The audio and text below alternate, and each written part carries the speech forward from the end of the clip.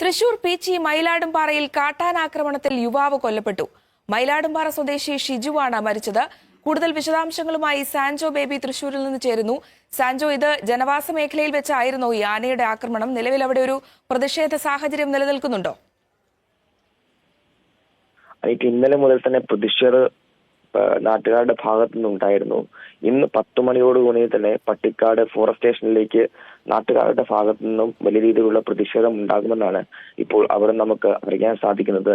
ഇന്നലെ വൈകുന്നേരം 5:30യോടുകൂടിയാണ് ഇത്തരത്തിലൊരു സംഭവം ഉണ്ടാകുന്നത്.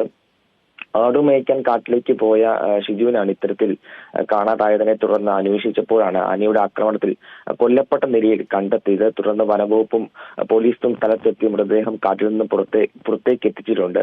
ഈ മൃതദേഹവുമായി വരുന്ന ഫോറസ്റ്റ് അധികൃതരെ ഈ ഒരു കൂട്ടം പ്രദേശവാസികൾ തടയുകയും വാഹനം തടയുന്ന സ്ഥിതി വരെ ഉണ്ടായിരുന്നു. ഈ വനംവകുപ്പ് അധികൃതർ ഷിജോയ്ക്ക് ഹൃദയമിടിപ്പൊക്കെ ഉണ്ടെന്നൊക്കെ പറഞ്ഞുകൊണ്ടാണ് പിന്നീട് സ്ഥലത്തുനിന്ന് പോകാനായത്. നിലവിൽ ഈ തൃശൂർ ജില്ലാ ആശുപത്രിയിലാണ് ഇദ്ദേഹത്തിന്റെ മൃതദേഹം സൂക്ഷിച്ചിട്ടുള്ളത്. പോസ്റ്റ്മോർട്ടത്തിന് ശേഷം ബന്ധുക്കൾക്ക് വിട്ടു നൽകുമെന്നാണ് ഇപ്പോൾ അറിയാൻ സാധിക്കുന്നത്. എന്നാൽ കുടുംബത്തിന് നഷ്ടപരിഹാരം അടക്കം പ്രഖ്യാപിക്കാതെ മൃതദേഹം സംസ്കരിക്കുന്ന നിലപാടിലാണ് ഇപ്പോൾ നാട്ടുകാർ ഉള്ളത്. ഏതായാലും തൃശൂർ പീച്ചിയിലാണ് ഇത്തരത്തിൽ കാട്ടാന ആക്രമണത്തിൽ യുവാവ് മരിച്ച സംഭവം ഉണ്ടാകുന്നത്. ഇതിൽ വനംവകുപ്പിൽ വീഴ്ചയുണ്ടെന്നാണ് ഇപ്പോൾ നാട്ടുകാരെല്ലാം പറയുന്നത്. അതുകൊണ്ട് തന്നെ വലിയ ശക്തമായ പ്രതിഷേധത്തിലേക്ക് ഒരുങ്ങുകയാണ് ഇപ്പോൾ പ്രദേശവാസികൾ. ശരി.